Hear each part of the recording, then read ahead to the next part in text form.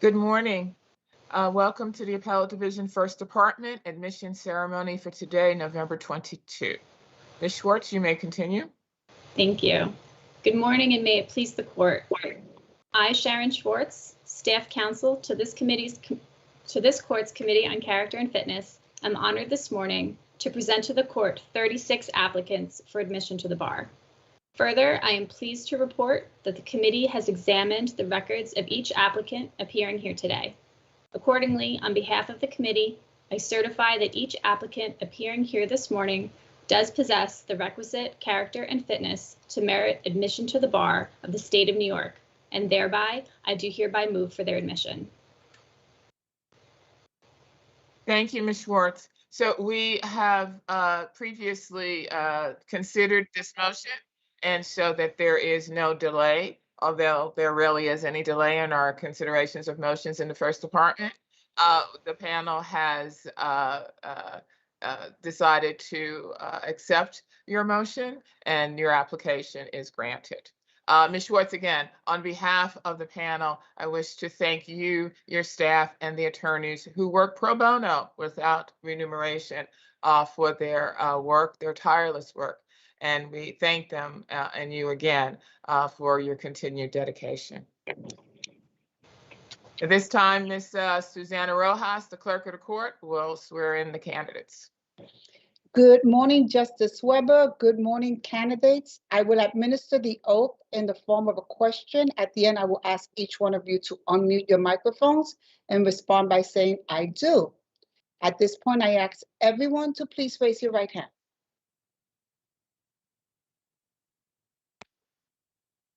Do you solemnly swear or affirm to support the Constitution of the United States and the Constitution of the State of New York, and to faithfully discharge the duties of the office of Attorney and Counselor at Law to the best of your ability? Please unmute your microphones and respond by saying, "I do." I do. I do. I do. I do. Congratulations, attorneys. You may lower your right hands and please mute your microphones. Thank you. Thank you, Ms. Rojas. On behalf of my fellow justices, I want to congratulate the newly admitted attorneys. And I think you all just heard Ms. Rojas said attorneys.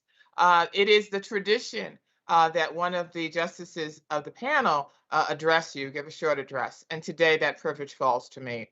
So as I stated, I want to congratulate the newly admitted attorneys. I also would like to congratulate the parents, family, and friends who have supported you all, both emotionally and financially. Now, traditionally in the admission ceremony, the justices would process into the courtroom. Ms. Guerrero and Ms. Schwartz would present the candidates for admission to the court. If the motion was granted, the court officer would ask that the candidates please rise, raise their right hand, and Ms. Rojas would deliver the oath. The officer would then ask the attorneys to be seated. That change in status from candidate to attorneys would not be lost on the attorneys nor on the audience.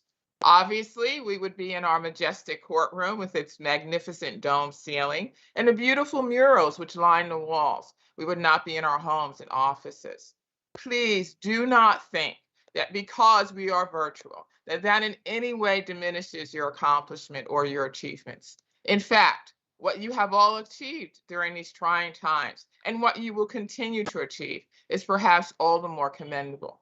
You should all be very proud of yourselves, and you should definitely savor the moment with your family and friends, while of course practicing social distancing and hopefully wearing a mask. I must tell you that when the idea of virtual admissions was first broached, it was met by skepticism by some. As you may have surmised, it required countless hours of planning, technological modifications, and a few miscues. However, we adapted, and that is the beauty and the hallmark of our profession. That is what being an attorney is all about, the ability to adapt, the ability to recognize an issue or a problem and find a solution, and the ability to work together to do so. These are certainly extraordinary times, and we are all confronted with extraordinary challenges, both personal and professional. However, we are all confronted with the ability to bring about change and to make a difference. The ability to make our world a safer place for each of us, our families, and our individual communities. And when I say we, it is because we are all in it together. We are all there to support, help, and encourage each other.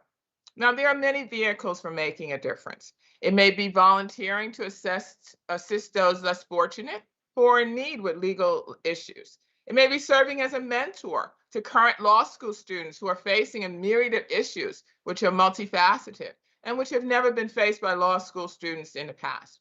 It may be by joining a bar association or becoming more active in your law school or college alumni association. The practice of law is certainly in flux. And while this may be frightening and uneasy to many, it is also in many ways exciting.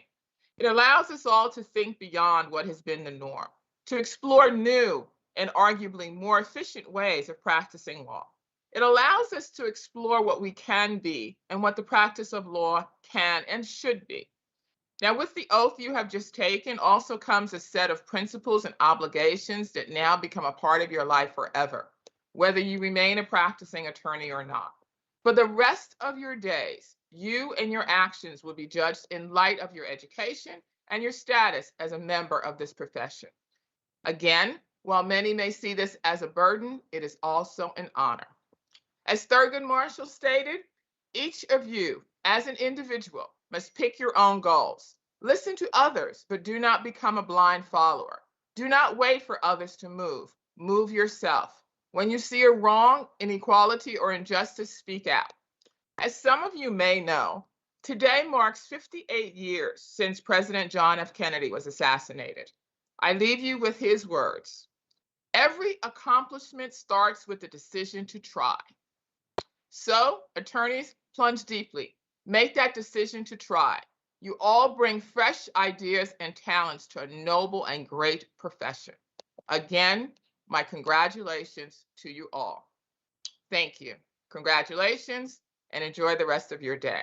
That concludes the admission ceremony for this morning, 10 a.m., November 22. Thank you to the justices and Ms. Rojas.